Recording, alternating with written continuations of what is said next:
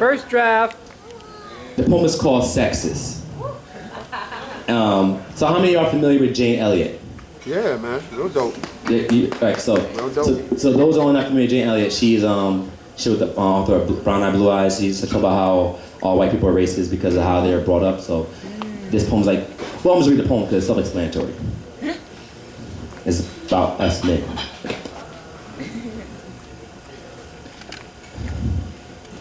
If Jane Elliott can admit that all white people are racist, then I can come out the closet, wear my birthday suit, since clothes don't make the man, and bear this naked truth that all men are definitely sexist. Some of us borderline rapists. I mean, we're all born with this ideology that we live in a male-dominant society, this unequal doctrine of male superiority. How can I unlearn this gender-biased foundation? Where do I go to turn in my resignation letter? How I am not fit to be warden or correctional officer of this woman prison. I am guilty. I am just as guilty as the next man. Whether I am or I am not oppressing women, I am certainly benefiting off of a system that oppresses women, especially those of color. As if I am choking my own mother, I have made a noose out of the umbilical cord she used to feed me. How do I expect to breathe? How do I expect her to breathe? Makes me wonder if the air she breathes is really free. Nothing is free. Somebody had to give up a sacrifice. Women are always sacrificing things. My mother will put her children before herself. Even the men she chose before herself. I wish she chose better men that knew themselves better first.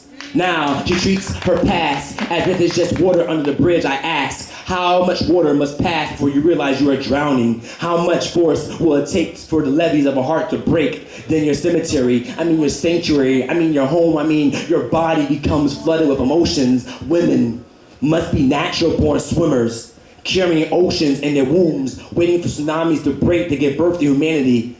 Just to raise men that bite the hand that feeds them. It's funny, they say a dog's a man's best friend, not his helpmeet. I laugh at the irony and the fact that I never seen a man call a dog his bitch more than he call a woman. Makes you wonder who really is the animal. Don't you see the sexist mentality we possess? This male privilege. I can say fuck and fuck as many times as I want. Fuck it. I can say fuck while fuck as many times as I want and still be considered a man. Some might call me a man whore. Don't see how the noun has now become the prefix as if my promiscuous behavior is the exception to the rule. Search Google the definition of whore, prostitute, better yet, ask your iPhone.